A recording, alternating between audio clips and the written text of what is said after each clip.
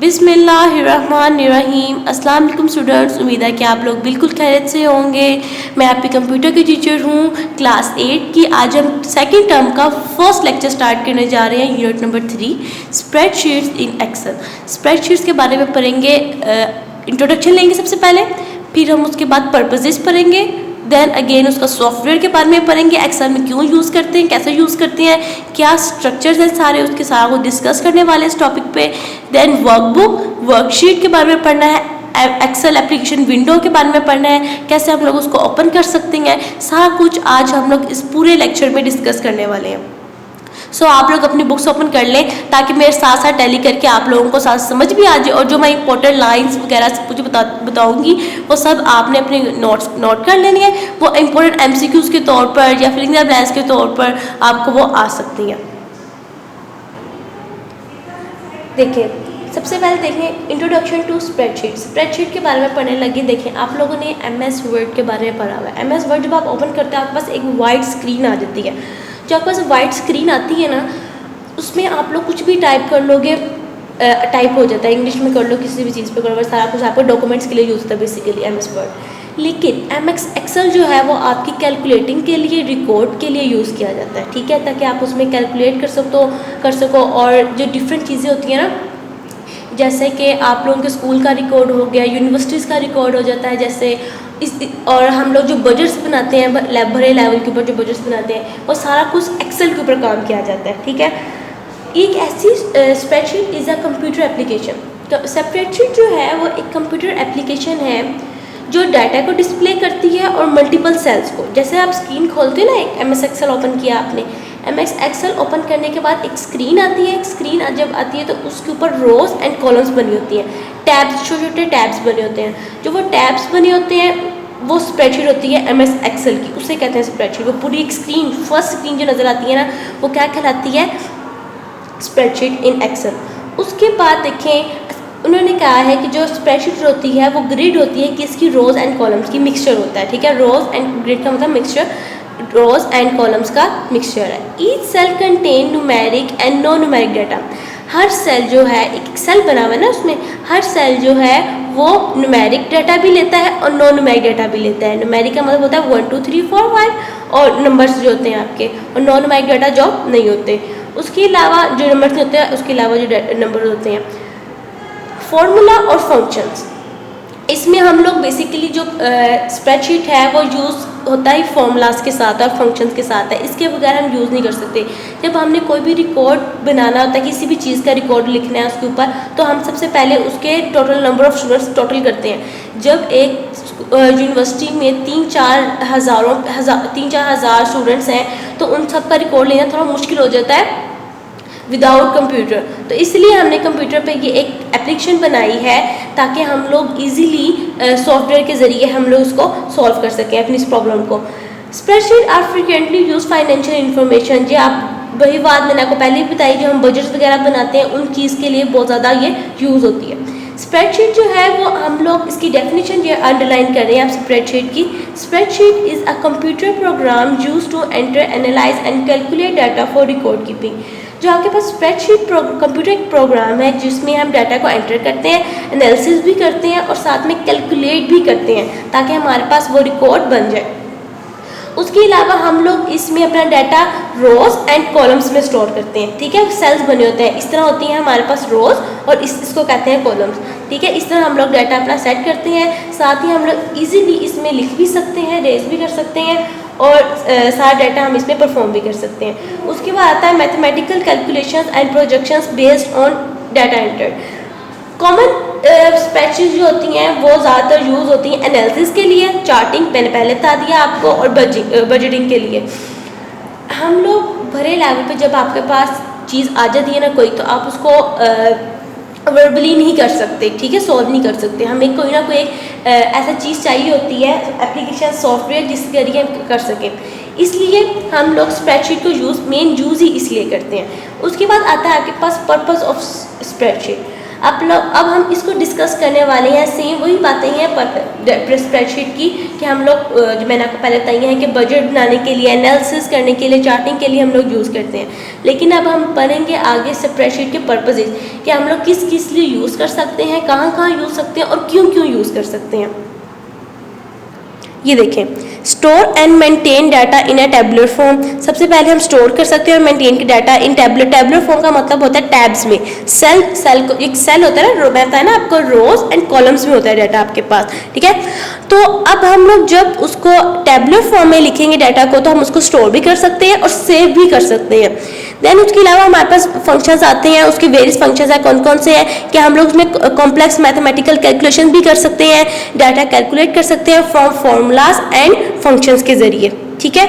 उसके बाद आता है recalculate formula automatically whenever a values change और modified, create charts graphs to represent data, कि हम लोग इसमें चार्ट्स भी बना सकते हैं, ग्राफ्स भी बना सकते हैं डाटा को रिप्रेजेंट करने के लिए, ताकि इजीली समझ आ जाए ना। ग्राफिक्स आपको पता होगी, ग्राफिक्स बनाते हैं हम लोग ताकि इजीली हमें पता चल जाए कितनी रेशो है, गर्ल्स की कितनी रेशो है, बॉयज़ की कितनी रेशो है, वो उसके लिए ग्राफ्स हम लोग बना देते हैं। उसके अलावा वहाँ पर होते हैं डिफरेंट इंफॉर्मेशन जो हमारे पास है, उनको स्टोर करने के लिए, स्टूडेंट का डाटा रिकॉर्ड करने के लिए, उसके घर का पता, उसके phone number, A to Z हर चीज़, उसके गार्डियंस का फ़ोन नंबर, सब कुछ जो हम लोगों ने इसमें स्टोर करना होता है वो हम लोग बेसिकली क्या यूज़ करते हैं, स्प्रेडशीट एक्सेल की जो स्प्रेडशीट है वो यूज़ करते हैं इसको बनाने के लिए, ठीक है।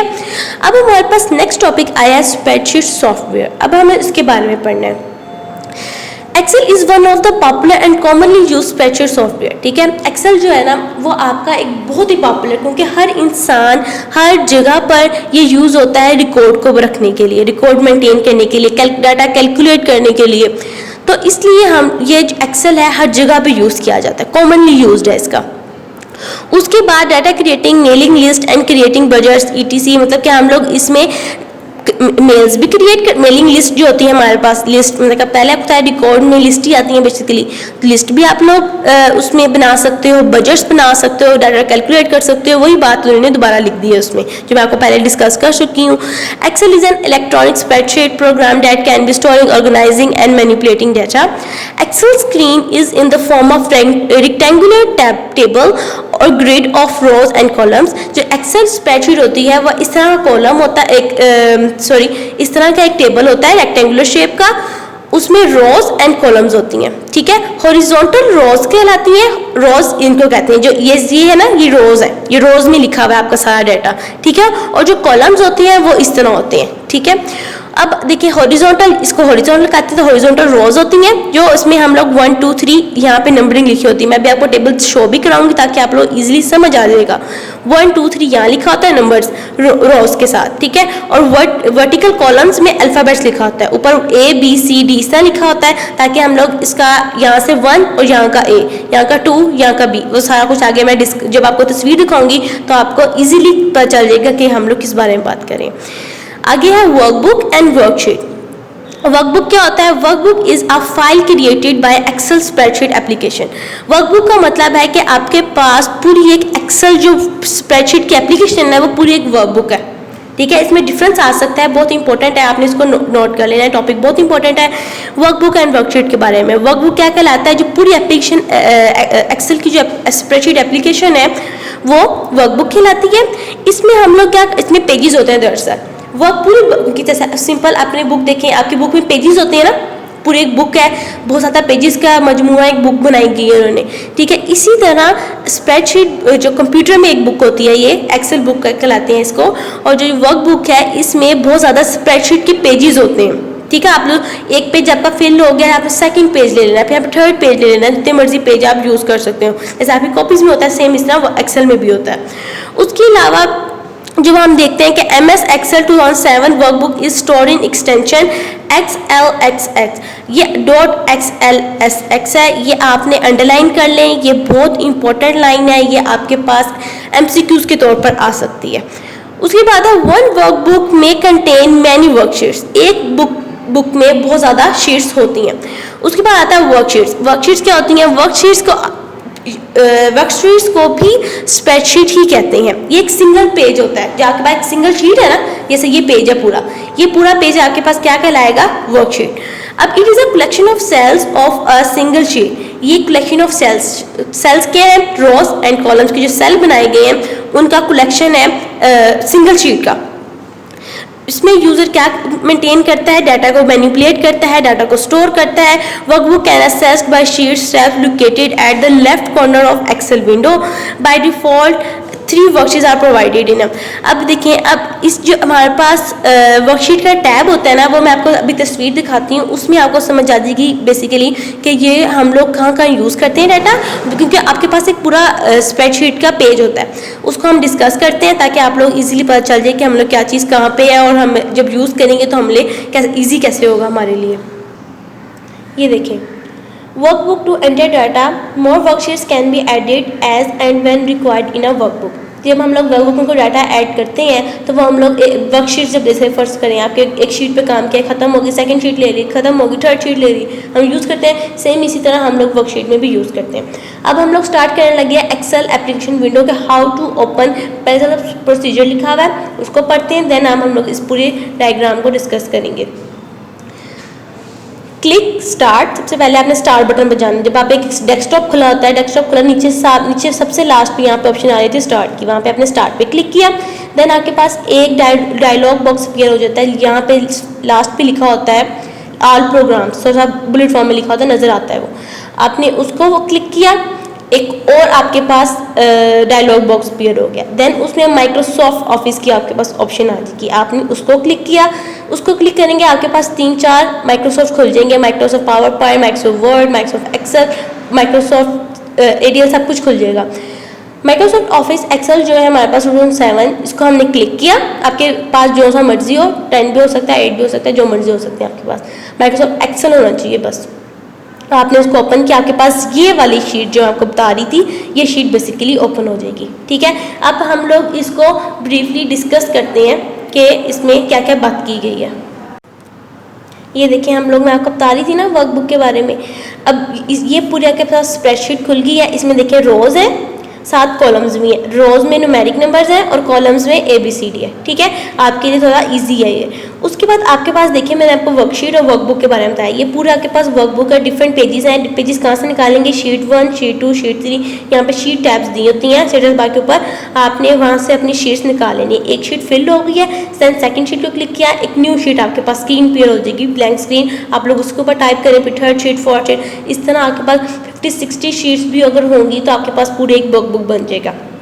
ठीक है, छोटी सी इसमें बात की गई है, ज़्यादा कोई डिटेल में नहीं है। आगे हम इसको फर्दर डिटेल से एक एक पॉइंट, इसका हर चीज़ जो भी लेबल हुआ है सारा कुछ डिस्कस करेंगे नेक्स्ट लेक्चर में इंशाअल्लाह। आप लोगों ने इसको बहुत अच्छे तरीके से पढ़ना है, याद करना है, समझना है। जब लेक्चर सुनेंगे साथ ही अपनी बुक साथ रख के बैठ के सुनना है आपने, ताकि आपको समझ जाए। जो इंपॉर्टेंट बात आई है उसको अंडरलाइन कर लेनी है, ताकि आपको ईजी हो जाए समझने के लिए। ये ना आगे बाद में आप सुन लें लेक्चर और बाद में आप भूल जाए।